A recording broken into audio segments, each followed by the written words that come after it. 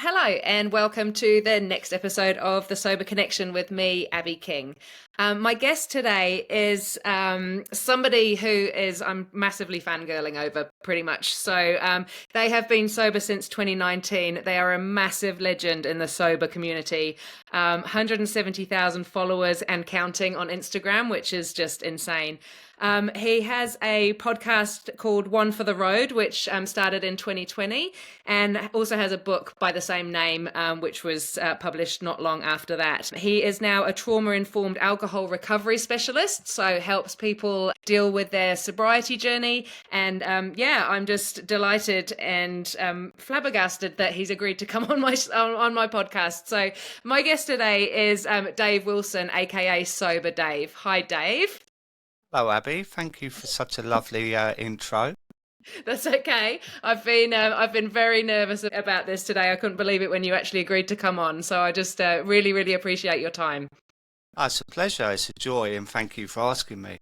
No worries, no worries. So, I know your story. A lot of people know your story, but there'll be a few people that don't know it. So, I usually start off my interviews with just a bit of a background on your drinking career, how it started. It's kind of like in a nutshell, if you can, but just talk for as long as you need to. How it all started, where you got to when you realized that it was becoming a bit of an issue, and the process that you went through to get sober back in 2019, please. Sure. In a nutshell, I'm not In a sure, nutshell. but I do my best. But yeah, I'm like the granddad of Instagram. I'm probably the oldest one on there, to be honest. But I come from the old school days of, I was born in the 60s, and I had a reasonable upbringing. I mean, no one had any money back then. I lived in a council house, and my dad was a lorry driver, my mum worked in a factory. And we lived a basic life, but it appeared to be a good life. We always had a holiday. It was always in a tent or a caravan, but it was a holiday, and second-hand clothes. But we always ate well, and it seemed quite secure. But when I was sort of 11, 12, I noticed my mum and dad were arguing a lot, slamming the doors and shouting and whatnot. So I used to sit in my bedroom, and I didn't have a lot of friends that I used to go out with. I was quite a indoorsy kind of kid. And out of the blue, they decided to move. And nowadays you have a conversation like, what do you think about the schools and what do you think about the area and whatnot? We weren't even given that privilege back then. It was like, we're moving Saturday. Uh, so I had to literally, the upheaval was immense because I'd lived there since a baby, and I had to leave my friends behind and then start again. And I walked into this school in the second year of the secondary school, and it was terrifying because there was all these big lads with, you know, big burly kids and that, and I was terrified. And it was a few months after that I got up one morning, and I hated school then because I just didn't fit in. And there was a note on the table, and it was from my mum, and it said basically, I've left your dad, and I'll be in touch. And back then, Abby, there was no internet, no social media, no mobile phones, and I didn't know what that meant.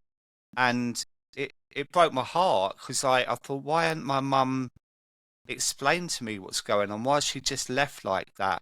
But it was Mm. briefly after that I was in my bedroom and I could hear a woman giggling downstairs, and I thought, oh, my mum's come back. So I went running down the stairs, and it was another woman. And my dad had met someone really quickly, and it wasn't long before she was eye rolling and tutting.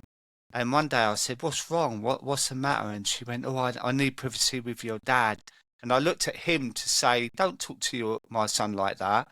And he walked into the kitchen, and I felt totally rejected, totally alone. And the lads that I was terrified at school had originally kept knocking on my door to get me out, and I'd always said, no, I'm doing something else. But this time I said, nothing to lose. And we went up the shops, and that's when I had my first drink, and I was 14. And all of a sudden, it was like this miracle of confidence and fitting in. And then they said, oh, you're all right, actually, Dave. You're not a geek. You're quite funny. let's do this again kind of thing. And I felt like I found my purpose, in life.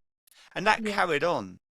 And I had kind of the normal kind of teens clubbing, pulling birds and going to work with a hangover and stuff like that. And that went through into my late 20s when a neighbour of mine, I bought this flat and my neighbour fell down the stairs drunk. And I helped him up and I got him in. Next day, he knocked on the door. He said, do you fancy coming down the pub? Let me buy you a beer for helping me last night.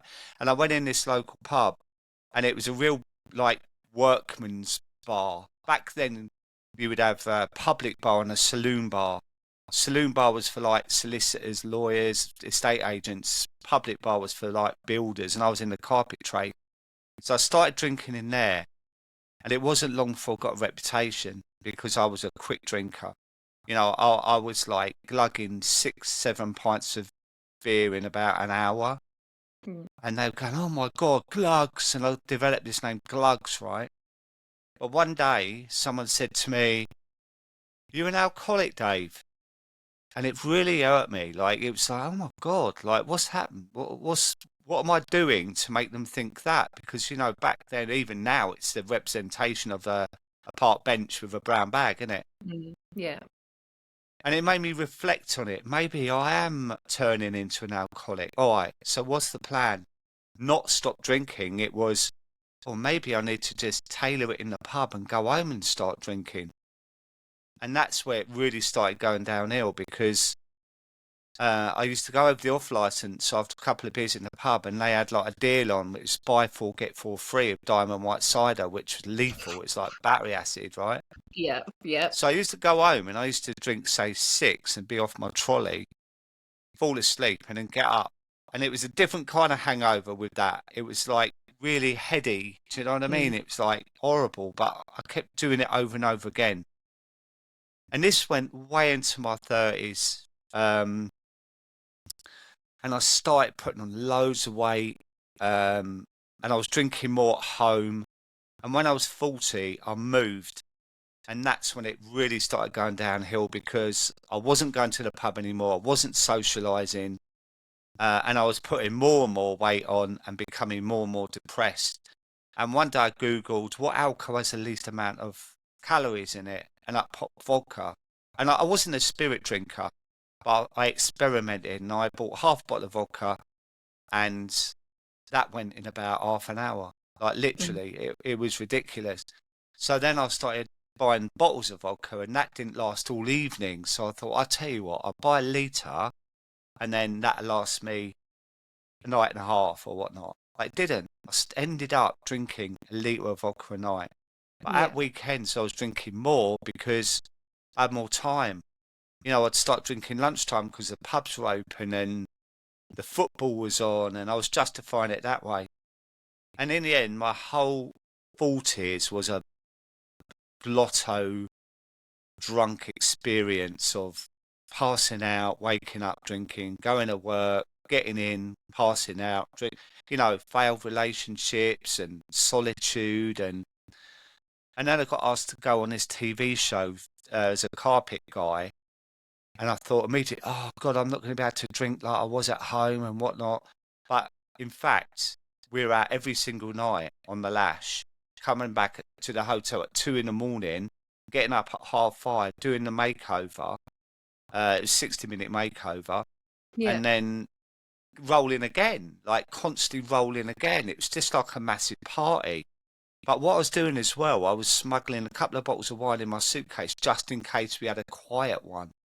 And there was one night we had a quiet one, and I went back to the hotel, had my 2 bottles of wine, and then was on set in the morning at 6, and everyone's like, "Mate, you reek of booze. You only had 4 pints last night."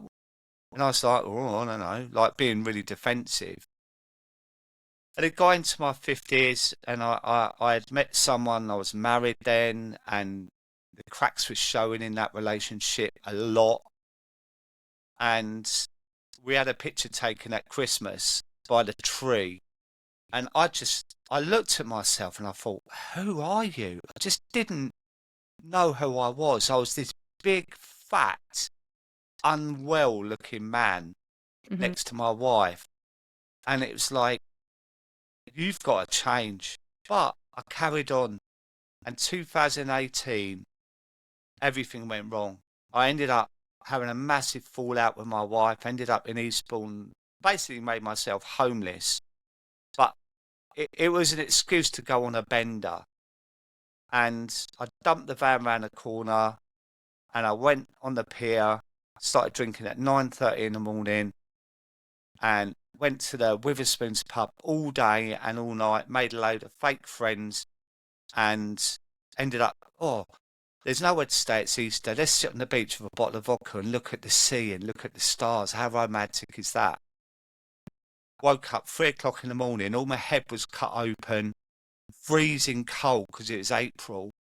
I was literally shaking, blood rolling down my head.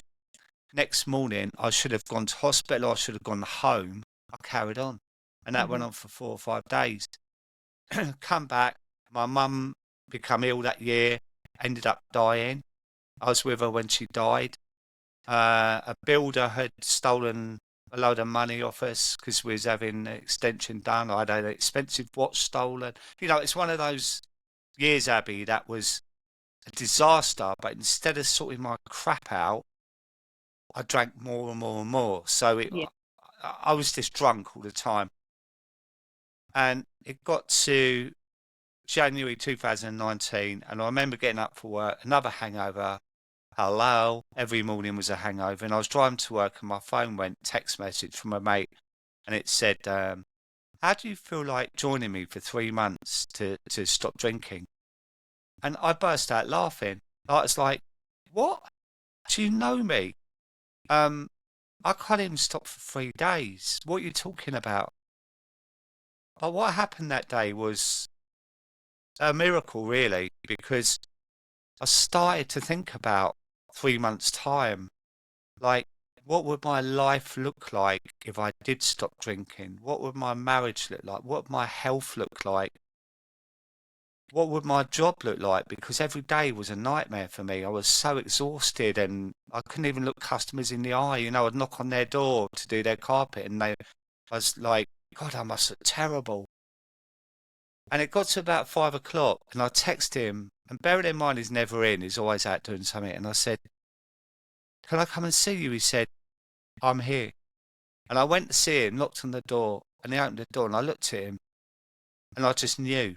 It was like a divine intervention. And I said, I'm in.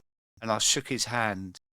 And that's it. I've never drank a drop since. And that was Wow. 6.5 years ago now. And if that's in a nutshell, I apologise. It was a No, long that's great. story, but it's I hard, knew I hard to knew it get it was in. I knew it was a story. I've heard it before, but I just, yeah, it's hard to do a whole life's worth of drinking in a nutshell. But yeah, but that's amazing. So that was just, yeah, that was it. Never had a drink since. I haven't had a drink since, but I just knew I was ready as well, you know, like I just had, there's a, oh, I'm sick and tired of feeling sick and tired.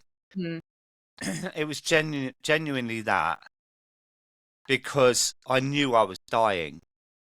The doctor had said to me, your blood pressure is heart attack level, your cholesterol's over 9, your acid reflux is ridiculous. I used to vomit acid when I was talking, like I could be talking to you and then all of a sudden I would just vomit acid.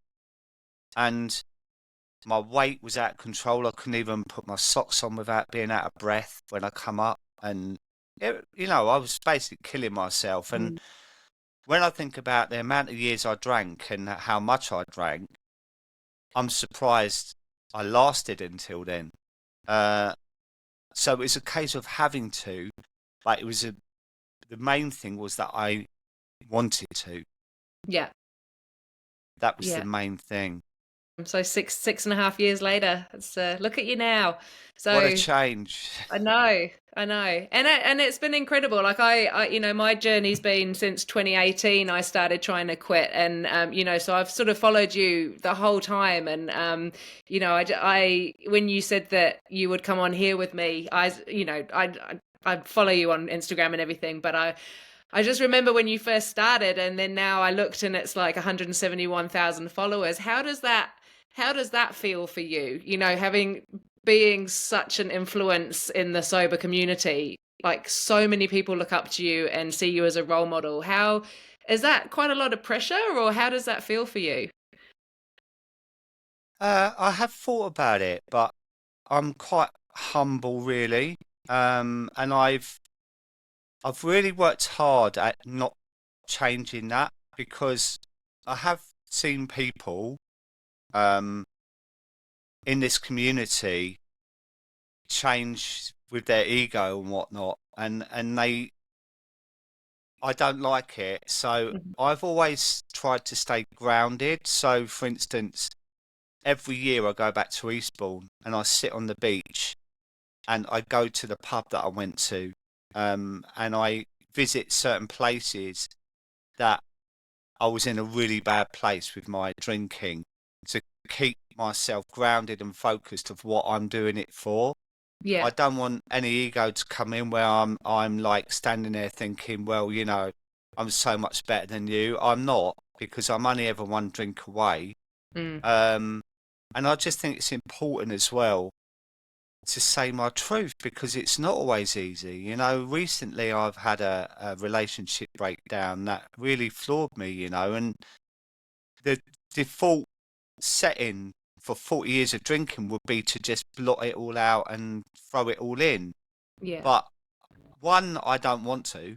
I mean, that's really important for me to say that. I don't want to drink. There's nothing that takes me back to, oh, do you know what? That really helped me because it wouldn't. It would be a disaster. Hmm. But two, I know that by telling the truth and hopefully I'm relatable, that reaches many people. And Yeah. I feel like when I stopped drinking, I'd found my purpose was to, by being honest and truthful and humble, that has a bigger chance of helping people rather than some big influencer who's running 10K every morning and doing bloody ice baths every 5 minutes because it's not realistic in my world. Like sobriety is bloody hard. And life is hard on its terms. And I've never been any different from saying that rather than, like, you only gain, you never lose and all that. Well, let's be real about it. So I think people tap into that. And with my podcast as well, having open conversations like you do is really important as well because they can hear your voice and they can, like, see themselves in you as well. Yeah. Yeah. Yeah, I think I know for me when I was trying to quit, I felt like I was the only person with a problem because everybody around me that I was drinking with, they just didn't seem to have a problem with it. They could sit in a restaurant and have a glass of wine with dinner, whereas I'd be like really agitated that I was trying to slow myself down, but really wanting another glass, maybe another bottle, and so I just felt really, really alone and. Um, yeah, finding people that you can relate to so that you don't feel that loneliness is, I think it's key when you're actually acknowledging the fact that you do have a drinking problem. It wasn't until I Yeah. read like Quit Lit that I was like, oh, these anecdotes, they're anecdotes, but you sort of laugh at them, but you could see, oh shit, I did that last week, and then it's like, oh, well, Yeah. I'm not the only one with a problem. Yeah. So, But do you know yeah. what the other thing is as well? We hold a lot of shame as well. And when you hear Mhm. someone say a similar story and it's relatable, it helps you with your shame. Yeah. And when you talk about your story, it relieves some of the shame because it's not a subject we talk about openly to friends because we don't want them to know how bad we are. What Yeah. you're saying in a restaurant, the amount of times I've been out and they've left half a glass of wine and I'm like, why? You see half a glass. All right, should we go then? And there's half. Well, aren't you going to drink that then? Because I'd have just necked it. Do you know what I mean? Like, I probably would have unless you. waited for them to leave and nick it anyway. Wait for them to Well, walk yeah, out. I've done that beer burgling many a time, but like that is from a big drinker's brain that you might Mhm. understand that, but someone else is. Well, I had enough. I didn't want it. Like, Yeah. why would I want something? It's like being full up when you're eating more. It's Yeah. like, why would you eat more if you're full up? Well, I'm greedy. Yeah. And I grew up being told all the time, if you don't eat your dinner, you won't have your pudding. So I've got that mentality of finishing things as Yeah. well. Yeah, definitely. You quite often talk about the analogy about the toxic ex and likening giving up alcohol with that. Can you explain that a little bit?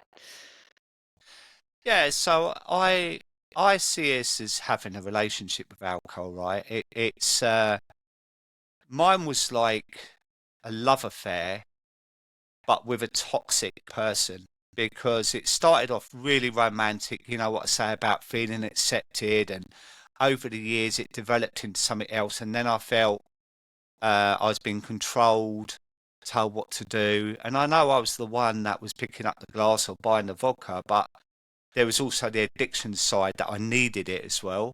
Um, Hmm. and I always look at moderation. I remember my wife saying to me, I just don't understand why we can't share a bottle of wine on a Friday night. And I was like, I don't want to share a bottle of wine because once I've won, I want 10. Hmm. So I'd rather have none than half a bottle of wine because that would just be leading me up the garden path. And then my brain would go, where's the rest then, Dave? Because this is Planet Piss now. And don't tell me you're just going to be fuzzy headed when you go to bed because that ain't happening, you know. So, but when I stopped drinking, you know, when you go for the pink cloud and then you get to a month or so and then you think, um, oh, maybe I haven't got as much as a problem because I can go a month and that wasn't too bad because you're in the pink cloud. Basically, you can't believe you haven't drunk for a month, right? And you're so full of joy, you think, oh, maybe I could have the odd one. Maybe I could have that half a bottle of wine because it's better than not drinking. And then I'll get my friends back and, you know, life wouldn't look so difficult. And then I could look forward to it the weekend because I can zone out and whatnot. But when I say moderation is like dumping your toxic ex and sleeping with them at the weekend, that's exactly that, right? Because you're never moving away from it. You're always keeping it in your life.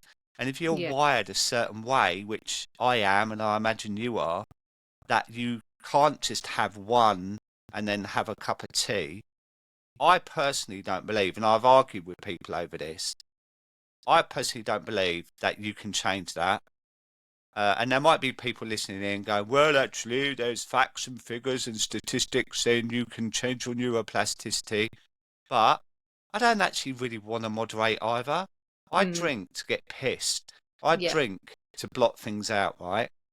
And what I've learned now is to manage things in life by being rational, by taking my time, by not being just so flipping like spur of the moment in my life.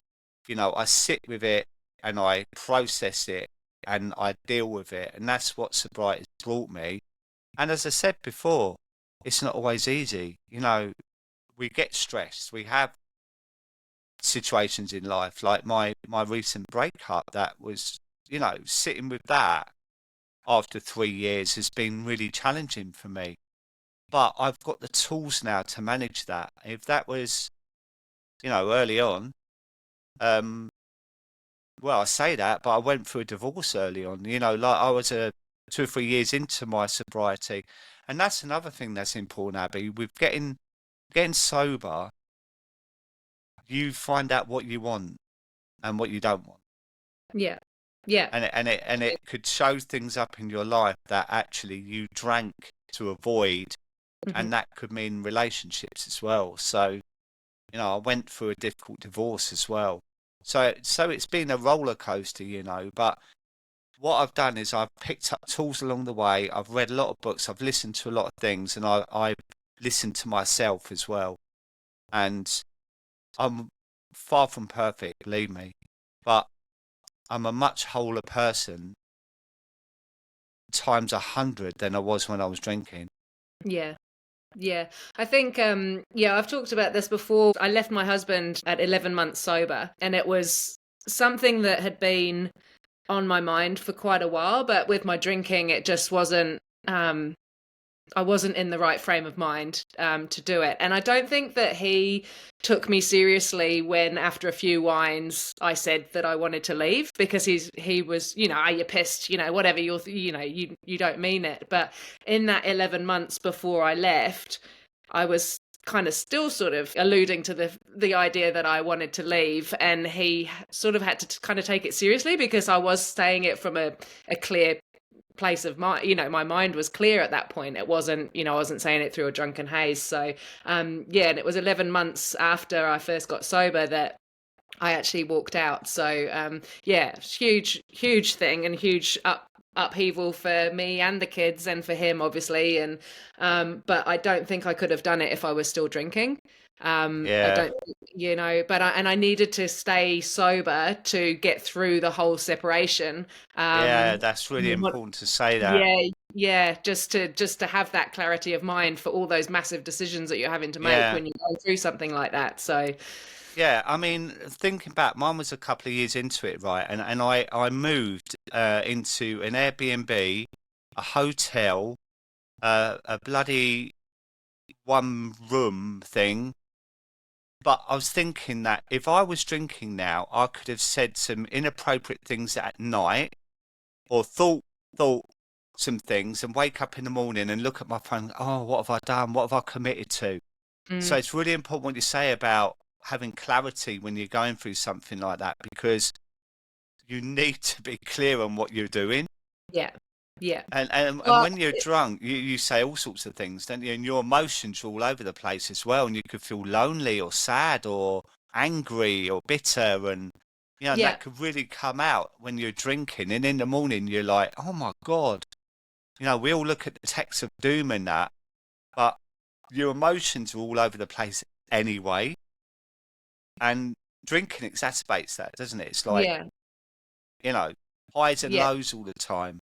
Yeah, definitely, definitely. And to make a decision like that, that's going to have not only an effect on me, but our three kids, and Yeah, yeah. and him as well. I mean, it was a massive upheaval for all of us. But to do that from a place of not quite sure, drunken Yeah. hungoverness. Like, it's just you can't do that. You can't change your Not kids' fair life. on anyone, is it? No, no. So yeah, but yeah, so I was going to say, we've sort of touched on it a little bit. Has sobriety ever brought challenges or consequences that you didn't expect? I guess, going through things like that is one of them, I suppose, just having to deal with those tough decisions as a sober person, because you're not Yeah, numbing it. yeah. Tough decisions, tough life choices. I've moved probably 7 times since my separation from my wife, and that alone is stressful and brings in challenges, but also friendships. Hmm. Um, they've changed. I mean, I had a really close friend of mine, and out of the blue, he just cut the relationship by text. And I was at a music festival, and I was listening to some Indian beat music, and the sun was on my face, and I was almost like tripping out. Um, and I felt a phone vibrate in my pocket, and I looked at it, and it was from my friend. It said, I don't feel like I want to be in this friendship anymore. I wish you all the very best for the future. And it's like, what? What I realised is he'd started drinking again. Right. And I think I was a huge trigger for him. Yeah. Um, but it took me a while to kind of process that. And at the time, it was a real jolt to my system. And I felt quite alone then. It's like, God, I'm literally losing friends by the dozen because I've stopped drinking. Yeah. But I had to stay in my lane and accept that this is just part of the process, and your real, genuine, true friends stay with you, Hmm. and the ones that aren't genuine subside. Yeah. And I found that quite a challenge, especially in the beginning, because I thought, I got loads of mates and whatnot, but they were drinking buddies. Yeah. Yeah. There's a And massive now difference. there is, yeah. But Yeah. it's quite an eye opener when that happens, and but now I don't really know anyone that drinks. Hmm. Or if they do, it's really moderate. and I wouldn't put myself in that situation, Abby. Like stag do is 100% no. A night out because it's someone's birthday, I'll probably make an appearance for maximum 2 hours. Yeah. Uh, so I've kind of filtered my life out to work for me, you Yeah. know. Uh, Yeah. and you know, moving forward as well, it'll be interesting because I'm single now, obviously, and it's like, what does that look like? Because most people drink. Yeah. So Yeah. It's eventually in the yeah. future, it's like you know, it puts a lot of people off, doesn't it? Because they Yeah. It's have their own definitely opinions on it. yeah, yeah. It's definitely hard. Obviously, I'm single as well, and almost coming up, well, 2.5 years now. But um, yeah, it is really hard because I wouldn't go to a pub to find somebody, but that's where people meet. And I mean, I'm not even going to start talking about dating apps. I'm not even going to go there. They're horrendous. But if I was to go out to a pub, I don't want to meet somebody that hangs out in a pub on a Friday night Yeah. anyway. So it's kind of, you have to try and work out. I mean, I go to the gym a lot. But yeah, that nobody talks to each other at the gym. So it's No, like, it's how it's do you meet yeah. people when you don't drink? It's really hard. Yeah. Yeah, I Yeah. think what you've got to do is like so I'm going to Scotland in a couple of days to climb some mountains. It's my birthday Saturday, right? And Yeah. instead of doing the old stuff of going out and having a meal in that, I'm actually going up into Scotland and climbing. There's like 3 days of hiking and there's 16 people. And my values will align a lot more with them now Hmm. than before because that would be my idea of a nightmare. Oh, what? Going bloody walking up a mountain for my Yeah. birthday? No Is there thanks. a I want to pub up go the and get top? yeah, yeah. Or let's get up there as quick as we can and come down so we can get drunk. That Yeah. kind of thing. Yeah. But I think, like a friend of mine joined a cycling club. They go out 6 o'clock on a Sunday morning. Now, if you're a real boozer, that's the last thing you want to do, isn't it? So Hmm. I think it's kind of finding things that you can align with that people have a healthier lifestyle. Yeah. That the chances are, if they do drink, it's not going to be an issue in their life. It's going to be very moderate, if not nothing at all, or like take or leave it kind of thing, Yeah. rather than a big piss up all the Yeah. time. Yeah. Because Yeah. can't get involved in all that anymore, you know. I mean, I'm going out to Ibiza next month, and my mate's got an alcohol-free bar. I don't know if you know Alex Sober Sommelier, but he goes out there Oh, I once a think I do month. recognize that name. Yeah, Yeah. Yeah. yeah, Yeah. yeah. And he said you've got to come out here. It's very holistic, and there's like a pool there, and it's a rooftop sunset, and Ibiza Cool. chill music. And I've been putting it off, putting it off, putting it off. And then I bit the bullet the other day. I thought, what have I got to lose? You know, I'm getting a 5 to 6 plane in the morning, so there's less chance of. I know there's airport drinking, but can you imagine the plane to Ibiza at 4 in the afternoon? That'd be carnage, wouldn't it? So I'm putting myself out of my comfort zone in a lot of things. You know what I mean? Like I'm Yeah. going to a retreat in Thailand in October, and Yeah. Is that with you know, that's not with Victoria Vanstone, is it? yeah, it is, Is yeah, it? So she was a guest a couple of weeks ago, and yeah, she was telling me about that, and she was saying about that, and she said that she wants to get me on the wait list for the one next year. So I said, yeah, yeah, that should yeah, be cool. yeah. I'm going on that, and I'm going there 3 or 4 days beforehand as well, just to make it longer. It's a long way to go for me. Yeah. There's 6 nights, but so I booked a beautiful apartment out there. I'm going to have 3 or 4 days on my own and just have a little wander around and whatnot, Yeah. and then go to the retreat. And she's mad anyway, so it'd be lovely. I met her in London for lunch recently, actually, and she's balmy, so Yeah. Yeah, no, it was she's a great. good sort, eh? Yeah, Yeah. Oh no, that's cool. How do you manage to stay connected to, I know we talked about it a little bit before, but connected to your own recovery as opposed to the public perception of what you do? yeah. I did think about this recently, actually, that I've created such a persona for myself of sober Dave that it's almost become my identity. you know. I mean, if I go into London or I've been all over the place, I might hear Sober Dave or Are you Sober Dave? And it's like, where's Dave in this? Do you know what I mean? Hmm. Like, I am Sober Dave, but I am Dave as well, David Yeah. Wilson. Where is that part of me here? And I think that is the part where I spend long periods of time on my own now. I'm single and I've got a beautiful little dog and I take her out, little Rose, for a walk and that. But there are moments that I reflect back on my life and think, God, what have I done with it? You know, like I know the last few years have been incredible for me, and I've built up this brand, and I've got the podcast and my book, and I speak at events and corporate and that. But where the real Dave is still that vulnerable kid, 14 sometimes, where his mum left him, Mm. and I have to stay in touch with that version of myself because this work never ends. It is there's never a finish line where you're, oh well, look, I've completed this, like a black belt in karate. It never ends. And some of my self-development at the moment is learning to be comfortable in my own skin on my own, you Hmm. know, because Yeah. from my marriage to my next relationship, there wasn't that long in between.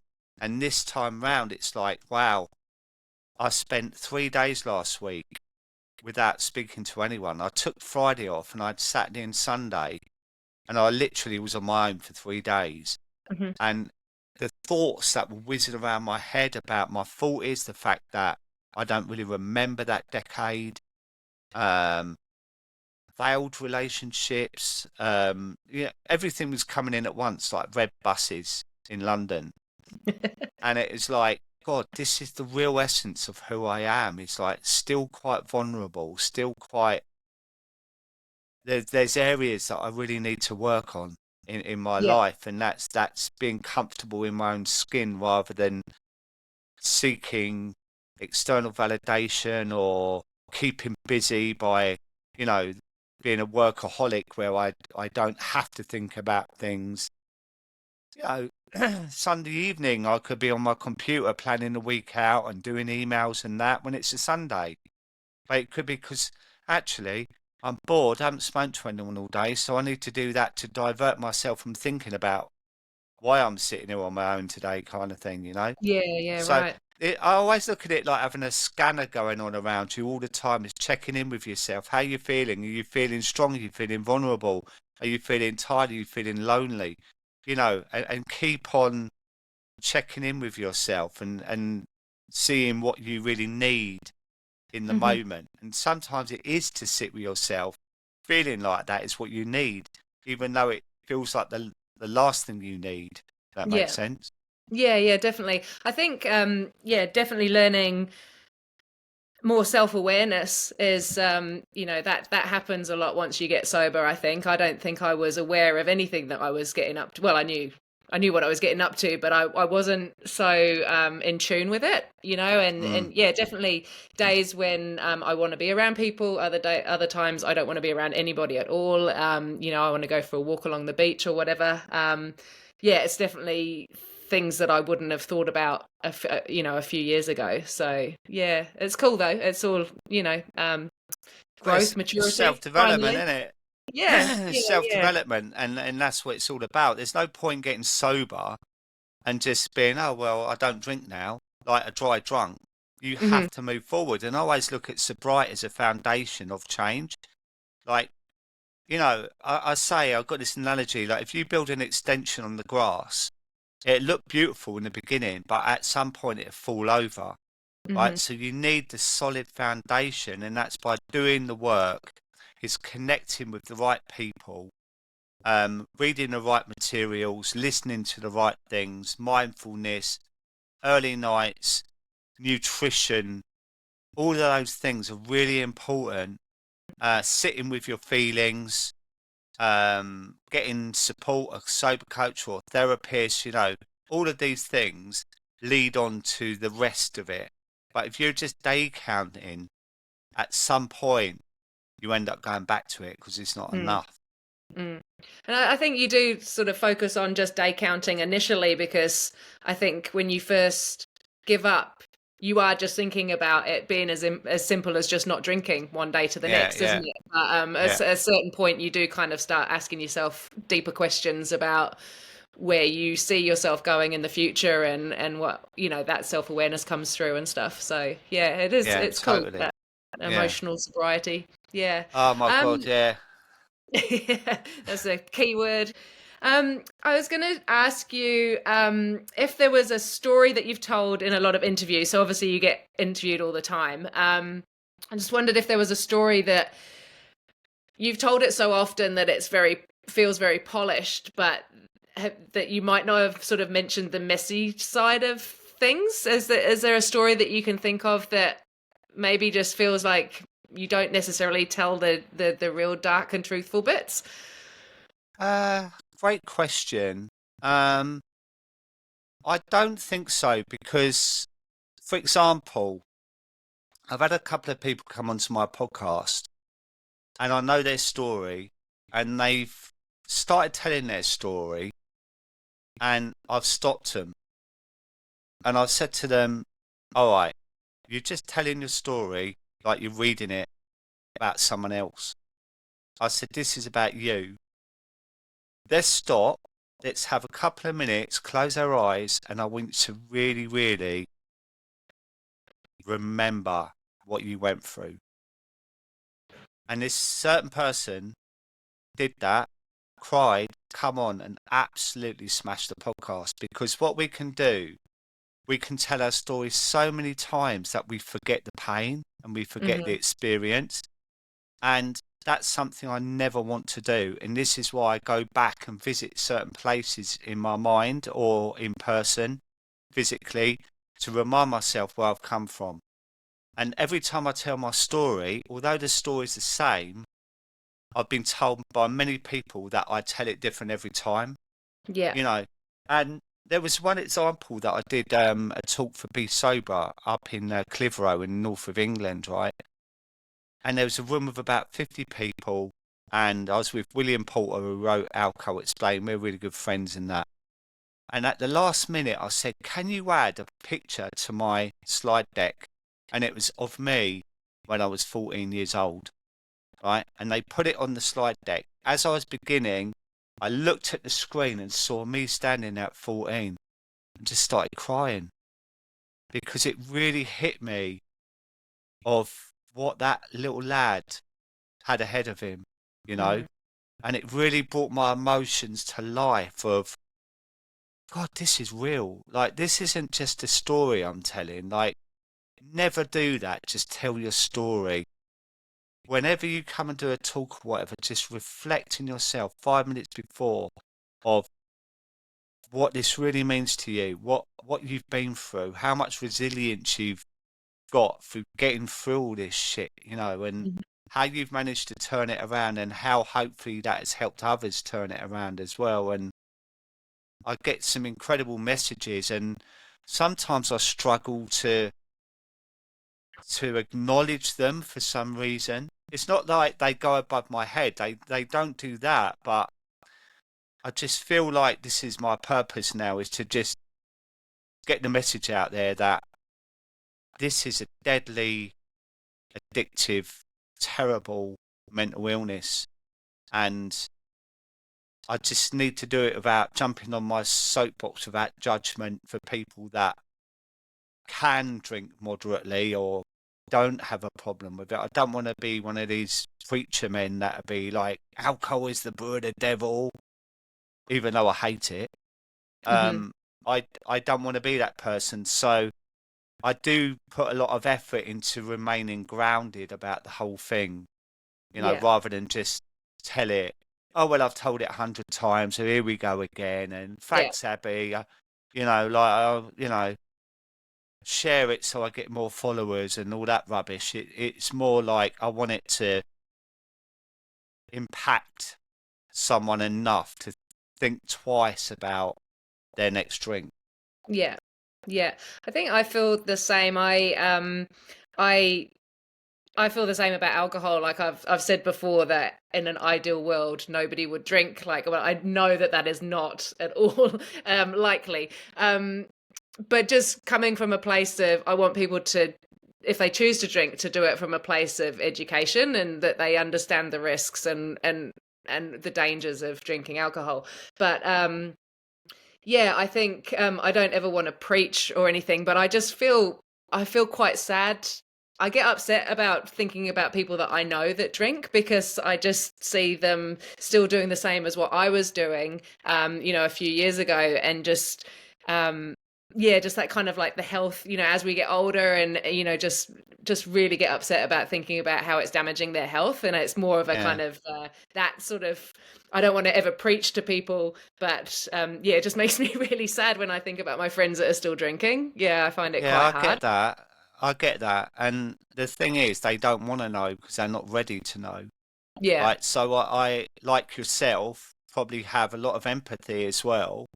Um, I know people who have had cancer before, and as we know, the chance of reoccurrence is 28 to 30% if you drink, but they Hmm. still drink, Mm.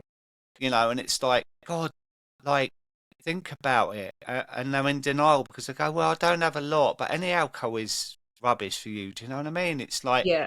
try and just live. You've been given a second chance and take that second chance now of living the healthiest you can without drinking, Yeah. and it makes me sad because I can see me in them where the denial is there. Is like there's always an excuse, it's always, oh well, I'm not like you, or um, I don't drink often, but they drink more often than what they think, Yeah. because when we're sober we notice it more, right? Yeah. And that's the sad thing is I wish society, like the labels on the bottles and that. And I think Australia and Ireland, they're bringing it in. There's more information on the labels rather than drink Yeah. Yeah. I just read about responsibly. that. Yeah. Yeah, it's like the cigarette packets where there's people in bed and whatever. It's like show a cirrhosis liver, like Hmm. get more stuff out there that can, rather than encourage it. I saw something on the news recently about them banning vapes in the UK, and it's like they were giving all the statistics, and it's like, well, Parliament has the biggest subsidised bar in the whole of the UK. That says it all, Yeah. right? Yeah. It says it Yeah. all, and like they we just have to keep banging the drum, uh, in a way that people will listen, Hmm. and eventually we get there. Because I know, let's face it, right? More and more kids in their 20s and that don't drink now. So it is the older generation that's holding on to this. Yeah. And once we all go, hoping that, there's a new load of people coming through that see it for what it is. Because, I mean, my Yeah. son's 31, right? And he doesn't drink. He might every now and again, but he goes to the gym every morning. He eats really healthily and is into mindfulness. And he's 31. Thank God he hasn't got my genes there, right? But that's what I hear a lot is people in their 20s and early 30s are a lot more mindful about their health. Yeah. Yeah. I've got three teenage daughters, and when I had three little girls, I was just like, holy shit, they're gonna, if they're anything even half of like what I was when I was their age, then I was in for it. But yeah, the eldest one's turning 18 in September, and she went out on Friday night to a party. I bought her a six-pack of drinks, and she came back with a couple of them. She didn't get completely Yeah. annihilated. And the other one went to a party, and she did have a couple of shots of vodka apparently and ended up spewing up. So that was the end of her drinking. I think she finished at about 9:30 at night and went and had a sleep, so it was, I would have polished off the whole bottle of vodka and been, dying in a field somewhere. But it's definitely a different, what they're doing now is different. But I think a lot of that is them having seen me and my problem and getting through that, and going through my sobriety journey, which took 4 years. They've seen that, and they know the dangers. So I'm hoping that my journey has taught them just, there's other Yeah. ways of having fun. Yeah. So Yeah, absolutely. yeah. Absolutely. Uh, um, What is the kindest thing someone's ever said to you about your sobriety? Oh, that's a big question. I mean, there's lots of things. I mean, I'm a much more patient person. I'm kinder. I've got more time for people. I listen more. Hmm. I'm more positive. I mean, my wife used to say to me, you know, I think you're the most negative person I've ever met. And I used to like, what? Like, I get up every day, I go to work, but now when I think about it, I was really negative because my life was so small. Hmm. You know, it was literally, I was looking down at the floor all the time then rather than looking up at the view. And so, one, I was always hungover, but I would always say I don't get hangovers, but I was constantly hungover. That was the thing. Mm. Yeah. And so, when you're waking up after drinking a litre of vodka, you're not exactly going to be a ray of sunshine, are you? Right? So it would be like misery from the beginning, negative attitude towards everything in life because I was so depressed and so down on my luck. And to be honest, it's like, how the hell have I got here? You know, like into an addict where I can't go a day without having a drink. You know, Mhm. I could get absolutely plastered and wake up and I would know by her reaction whether I did something outrageous the night before, because obviously I couldn't remember. And if I got no reaction, it was like, oh right, shit. Right, it's Sunday. Um, how can I start drinking again? Not, oh well, I need to really behave today to make up for yesterday. It was my first default setting was like, how can I be available to drink? So it could be either by having a row or being really nice. And then, do you know what I mean? So, Yeah. so it'd be right. Do you know what? I'm going to go and get a load of lovely food from the supermarket and make a beautiful Sunday roast, right? Roast lamb, and you know my famous potatoes and whatnot. But basically, it was I'm going to go to the supermarket at 11, buy a load of booze and half a leg of lamb and that, and I'll start drinking at 12 when I'm pinning the potatoes. So my interest wasn't in repairing the damage from the day before. It's actually to try and drink again the next day. You Yeah. know, by 5 o'clock, the lamb's ready for carving, and I can't even see the knife, so I could have cut Yeah. all my Yeah. fingers off. Do you know what I mean? And then I'll be in bed by 7 o'clock. So yeah, I'm just a much more level person, and I'm not one with toxic positivity that I kick a cup of tea over and go, "Hey, well, that just goes to show I need a new carpet anyway." You know, I, I'm just like my life is so much better. Yeah. Like honestly, like I can't think of anything that isn't better by not drinking. And you could say, well, you've lost a lot of friends, but again, I've lost a lot of beer buddies. Hmm. But I've got some people that I know genuinely that I could pick up the phone to now, and they're there like that. Yeah. You know, real, true connections. Uh, and we could expand that as well. Like, you could say, you know, like, have you had any really lovely messages? One message that stood out for me was someone that had been drinking, was a day drinker, and his daughter was about 2, and she hated him because he was negative, stank of booze all the time, was grumpy, angry. Anyway, I managed to help him stop drinking, and that meant him, you know, moderating in the beginning, reducing, then got him to stop and ended our coaching. But a year later, I got a random message that went into my requests on my Instagram, and it was from his wife. And it was a picture of him in his garden with his daughter, and she had her hand on his shoulder. He had planted some flowers, and she had a little watering can. And she says, "You know, have no idea how much our lives have changed." And seeing that picture was like, oh my God, like, it just proves it's not just the person that you help, it's the family, the siblings, the loved Yeah. ones.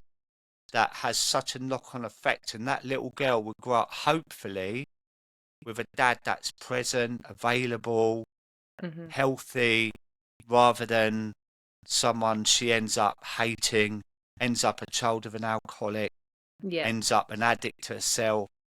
And I always remember that photograph of it, just blew me away. Do you know Yeah. what I mean? And that was Yeah. just by helping someone that come to me and doing the right things. It doesn't always work for everyone, does it? You need to fit together, but Yeah. somehow Yeah. that fitted, and I just always remember that.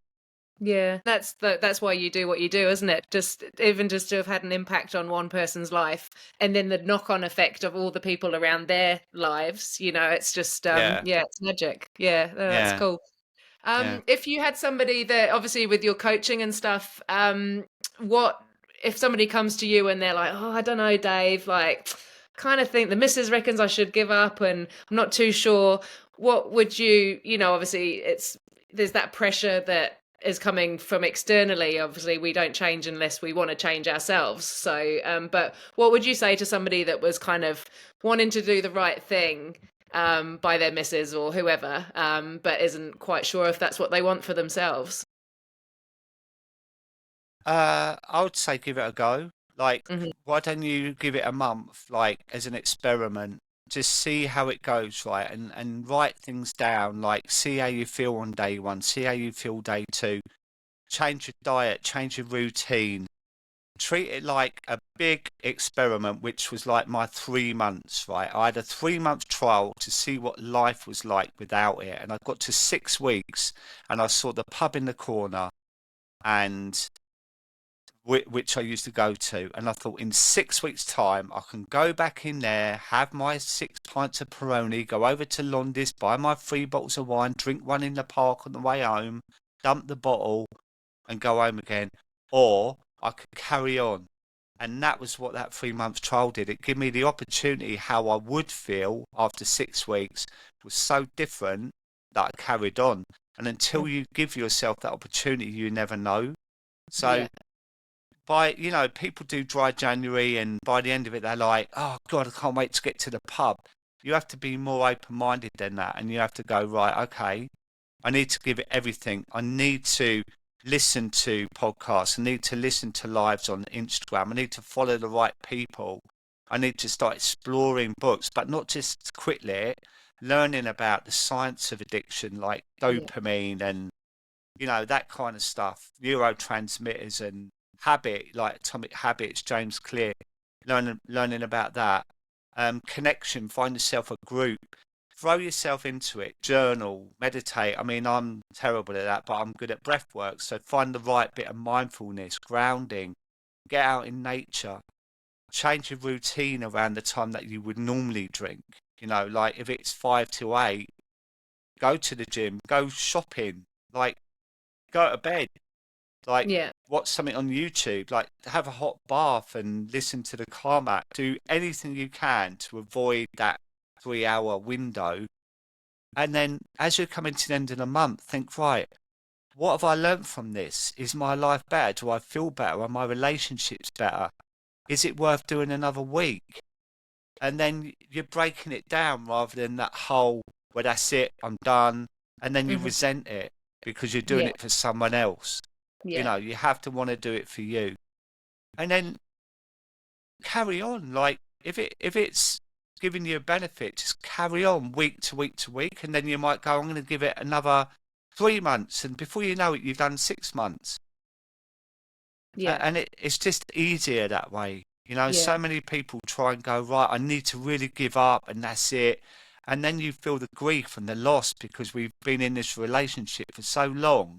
And it's like cutting it dead. There's unfinished business there Yeah. sometimes.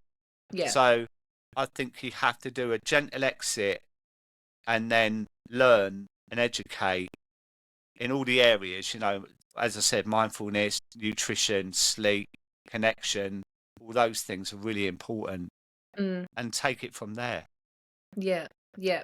I think definitely like the learning the scientific facts. I know for me, it wasn't until I I listened to it on audiobook, but Alcohol Explained from William Porter. That was the one that was a game changer for me. And I didn't Yeah. give up straight away then. I think maybe like six or 7 months I was still drinking, but my sober stints were getting longer and my drinking stints were getting shorter after I read that, because it was just, yeah, those facts, you can't unlearn them once you know them, and it's Yeah. just quite terrifying. Some of them are terrifying. Hey, you just don't know. I mean, it's not anything that the alcohol industry is ever going to tell you, so you have to No. go and search it out for yourself. So And we don't want to know if we're not ready to do it either, because yeah, I could tell you till you're blue in the face of like, do you know that it does this, it does that? Yeah, whatever. Like, I'm yeah, going to a party on Saturday, so why do I want to hear that kind of thing? yeah, You yeah, need yeah. to be open Stop being a to it. buzzkill. Yeah, yeah, Yeah, yeah. But yeah, that's why you need to be ready. But if you're not quite ready and you're sitting on the fence, and I think the experiment idea is a really good idea, because you give mhm, yourself an opportunity to see what it's like, yeah, you know, yeah, and that works, I think. yeah. Yeah, no, awesome. Have you got any last minute pearls of wisdom that you want to share? Just like just be open minded, I think, Abby, like people wouldn't be listening to this podcast if they weren't curious about Mhm. what sobriety looks like, and it might be, I mean, good luck with the moderation, but for a start, it might mean by hearing this story, other guests and that if it helps people reduce for now, that's something, right? Yeah, It's a beginning, and then it's not always about all or nothing mentality. It's about, right, I'm going to try and reduce and then see how that goes as well. So it's not all or nothing, because that can be off-putting. yeah, Um, and it's just keep exploring your own relationship with alcohol and what it means. I mean, stop comparing as well, right? Because, on this podcast, I've said, I used to drink a litre of vodka a night. There could be people going, well, I'm nowhere near as bad as you, so I haven't really got a problem. yeah, yeah, Try not to think of that. It's like, what does your relationship with alcohol mean for you? Like, how does it make you feel? I interviewed a TV presenter on a live once, right? And she said, oh, I'm fine. I just have a couple of glasses of wine with dinner, one before, one with dinner, and then I wash up and put my daughter to bed, and it's fine. But imagine free pouring two large glasses of wine, which is 2/3 of a bottle of wine, hmm, every single day, is way over your recommended limit every week. yeah, But when yeah, you frame it like that, it doesn't seem a lot. Ah, a couple of glasses of wine with dinner. And it's like, how does that make you feel? Does it affect your sleep? Does it make you feel anxious the next day? Do you often think about your drinking? Do you not tell mhm, your friends about it? Like, ask the right questions in yeah, yourself to see where you are with it, and then go from there and think, well, I'm not going to drink every other day, and I'm only going to have one glass, and I'm going to try and stick within the units for starters, and then yeah, see how that goes. And if you feel like that's ramping up again, you know that you have got a problem. Or if the thought of having a month off scares the hell out of you, there's a problem, yeah, because yeah, that's not take or leave it drinking, is it? yeah. So I think it's asking the right questions to yourself to see where you are with it. Yeah, definitely. I always say that when I after I turned 40, I decided to do a 30-day challenge through 1 year no beer back on Facebook all those years ago, and that's when I realized I had a drinking problem, because I couldn't stop. Yeah, and I Yeah. was like, holy shit. I thought Yeah. I was fine, but so yeah, I just couldn't. I think I managed like 3 days, and it was horrendous, and I hated it. And that's when it started. Like, oh shit, I think I do have a problem, Yeah. But yeah, You have to you find it don't out know for unless you yourself, know. don't you? Yeah, Yeah, yeah, yeah, yeah, exactly, exactly. yeah. So, yeah, okay, all right. Well, Dave, thank you so much for coming on. It's been awesome to talk to you, and yeah, I'm speechless. I'm really stoked Oh, that you've bless you. taken the time. Yeah, Oh, of course, of course. And you're great. And thank you for asking me on as well. I've really no, enjoyed no it. worries. No worries. I will get your contact details and I will put them on the show notes for anybody that wants to find out more about Dave. But yeah, thank you so much for listening. And yeah, I'll speak to you all next week sometime. But thank you so much, Dave. Pleasure. Thank you. All right. Cheers.